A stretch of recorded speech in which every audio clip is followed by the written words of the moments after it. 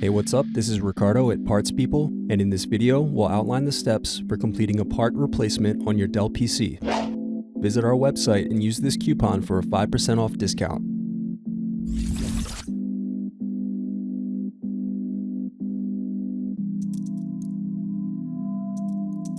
First, unscrew and remove bottom base.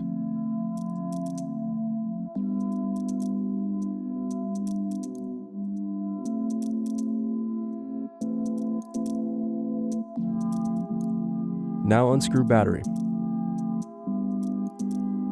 Next, unscrew and remove battery. Then unscrew and remove solid-state drive.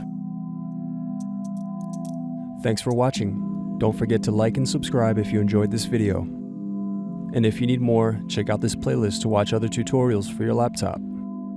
You can also click here to find parts for your laptop at partspeople.com.